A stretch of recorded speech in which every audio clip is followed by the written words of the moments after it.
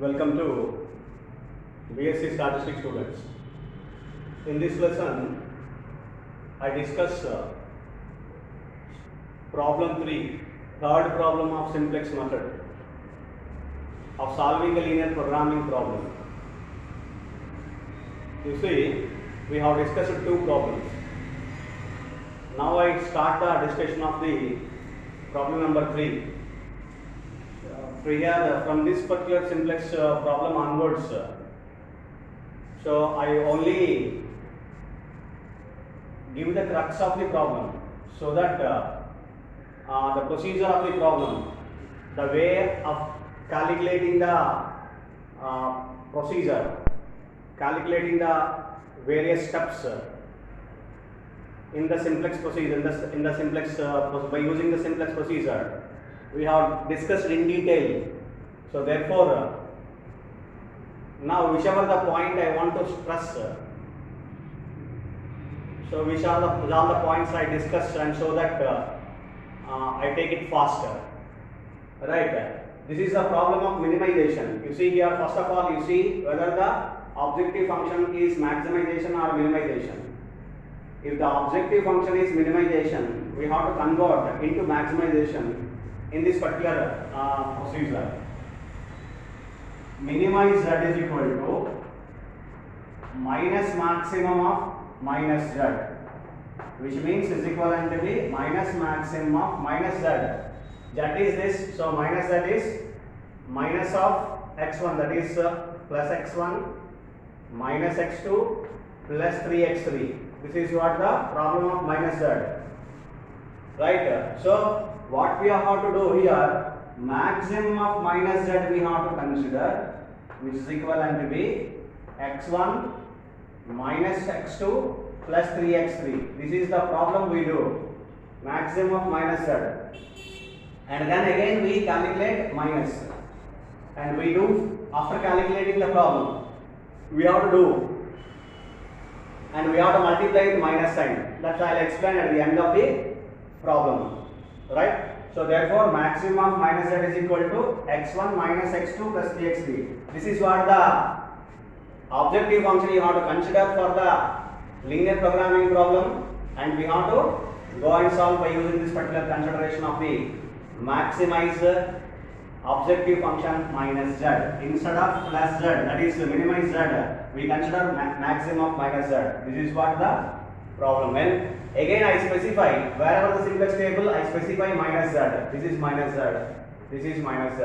I form the Simplex table, two Simplex tables for the quick reference, right? And so this is what the maximize minus z.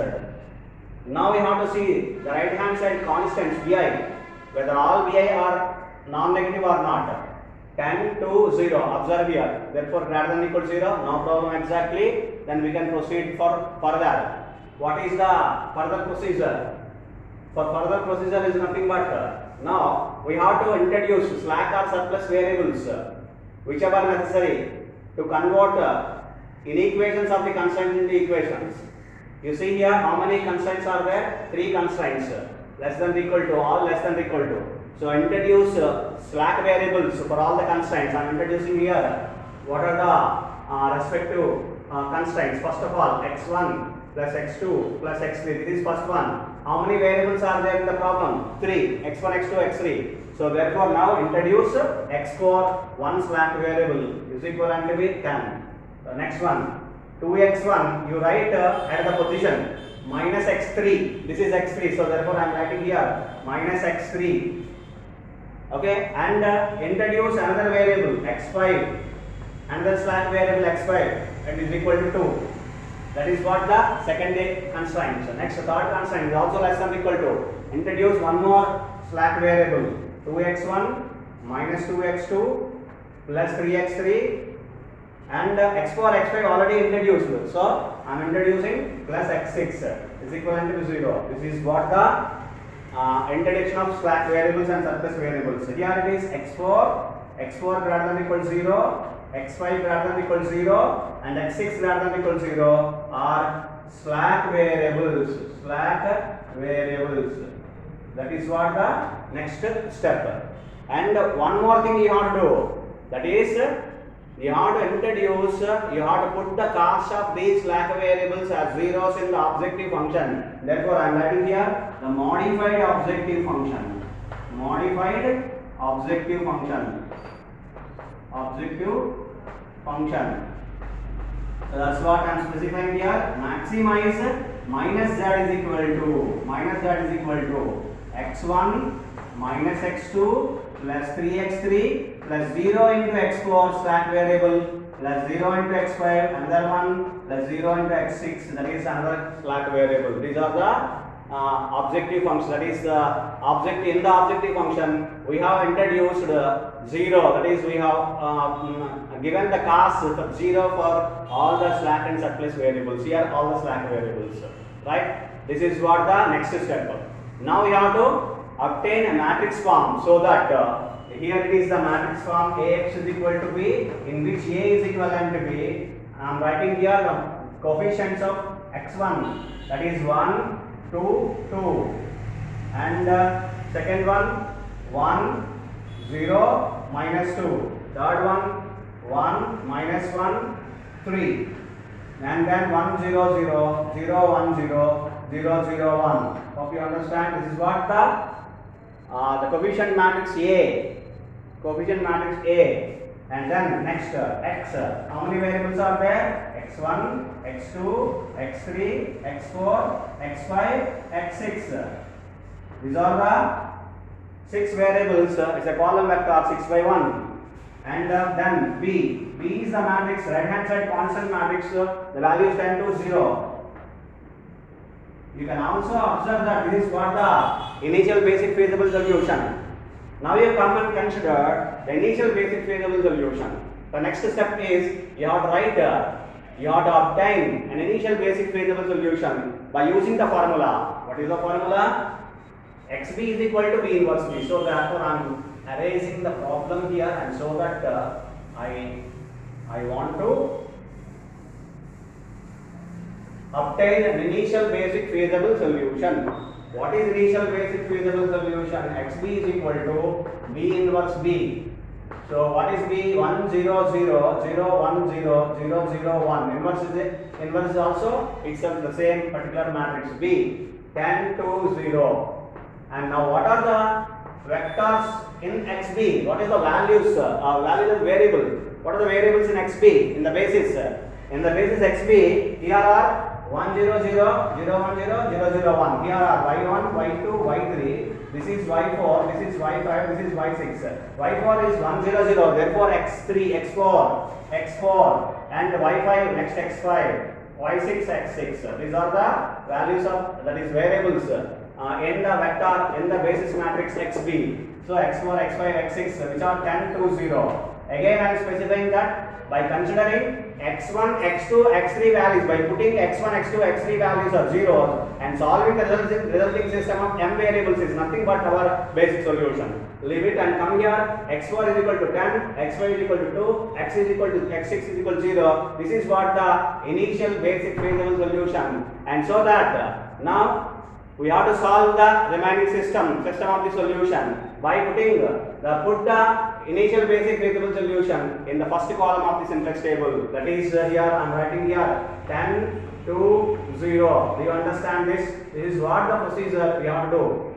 10 to 0. This is what the initial basic feasible solution which is obtained in the procedure of this obtaining matrix, etc. And then you have to put this particular initial basic feasible solution in the first column of the simplex table, that is xb.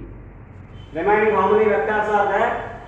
You format here in the simplex table 1, 6 vectors, y1, y2, y3, y4, y5 and y6. Put it here r1, r2, r3. Okay, cost of the respective variables. 1, minus 1, 3, 0, 0, 0. 1, minus 1, 3, 0, 0, 0, 0. These are the costs. Now, what is YB? YB. We write YB. First of all, Y1, Y2, Y6. 1, 2, 2. Y1, Y2, Y3. 1, 0, minus 2. 1, minus 1, 3. 1, 0, 0, 0, 1, 0, 0, 0, 1. This is what the matrix. And now, which vectors are there in the basis? That is obviously is there. It is clearly visible. y4, y5, y6. 1 0 0. Which is 1 0 0? Again, I am repeating that. Which vector is 1 0 0? You have to enter first. That is y4 here. You need not to go there, and we can easily refer in the Simplex table. y4 1 0 0, y5 0 1 0, then y5 0 0 1. It is y6. The cost of these vectors 0 0 0.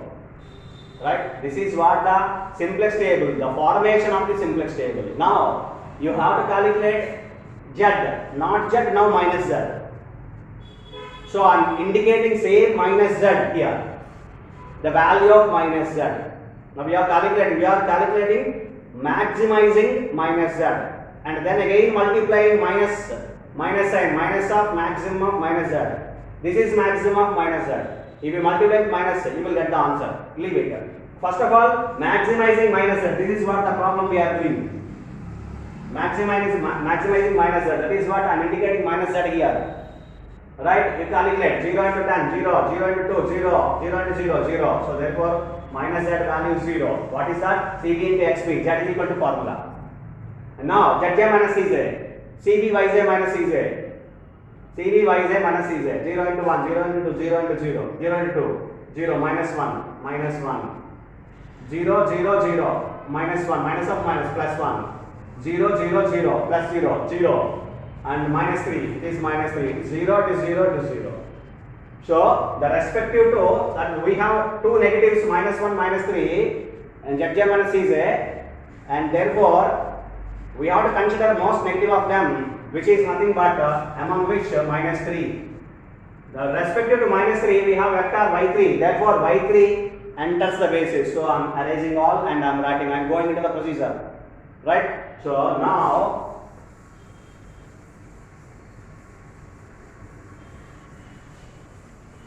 by considering the net evaluation zj minus cj, by examining the net evaluation of the net evaluation zj minus cj, we have two negatives among which we have considered most negative of them. So therefore it is minus 3. Therefore after this you write down, after Simplex table 1 you have to write this. Therefore y3 enters into the basis, you write down clearly. And then what is the point you have to do? You have to check the object, that is the values of the y3 in the vector y3. All the values of y3. Here you see 1, minus 1, 3. So if all y are less than or equal to 0, it is an unbounded solution. But here it is only one value is less than 0, or less than or equal to 0, less than 0 here, and 1 and 3 which are positive. So 1 and 3 which are positive. So therefore you have to calculate minimum ratios. If at least one y is greater than 0, you have to calculate minimum ratios. So I am calculating minimum ratios. Hereafter I am calculating minimum ratios. What is the formula of minimum ratio? The formula of minimum ratio is minimum of xbi by yir, where yir is greater than 0. It is equivalent to be minimum of what is by xbi 10 to 0, yir 1 minus 1 3. You should not calculate for minus 1. You should be very clear about that yir greater than 0. Remember, you should refer the formula always and always. So yir greater than 0. So therefore 10 divided by 1. I am writing the values here. 2 divided by minus 1 should not be considered. And 0 divided by 3 you should consider. We should not consider this value. You need not to write. Just I indicated here. You need not to write this one. This is to be not considered. So 0 by 3 is to be considered. So remember, many of the students will confuse that 0 y you are considering. This is no restriction on xbi. Only restriction for yir. Yir greater than 0. That is these values. If here it is 0, you should not consider. Minus, you should not. Negative, you should not consider. 0 or negative, which are not to be considered. In the denominator, yir. Not in the numerator. There is no restriction on numerator. Right? So therefore, 10 by 1, 0 by 3, it is 0. Minimum value is 0. 10 by 1, 10, it is 0 by 3 is 0.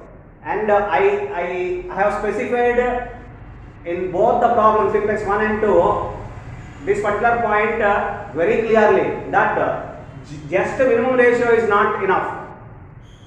It is important that what is the element corresponding to that particular ratio, that is, or whatever it is, whatever another particular way we can specify that that minimum ratio is belonging to the which particular element. That is very important. That is very, very important. Just not minimum ratio. Now you see the minimum ratio is obtained at the point at the value 3. And which particular point? That is 3. So you see, you identify 3, the element 3 in the simplex table. That is 3 here. Is the pivotal element. Of course, corresponding to 3, we have y6. Therefore, y6 leaves the basis. Therefore, I am writing y6 leaves. y6 leaves the basis. You write clearly. And then 3 is pivotal element. 3 is pivotal element. This is what the procedure you have to do. Which vector enters after calculating Zj minus Cj? Which vector enters? Minimum ratio. Which vector leaves?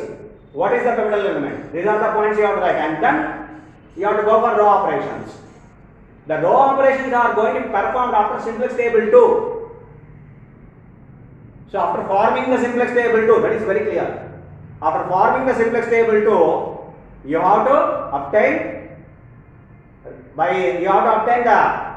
respective row elements, respective elements of the matrix by using relevant row operations. So for which you have to convert the pivotal element 3 to unity and remaining all elements 1 and minus 1 to zeros. I will do in the next part. This is part 1. You please remember, this is part 1, and it is to be continued in part 2. I continue this class, this lesson, this problem in the next class, next part. Thank you.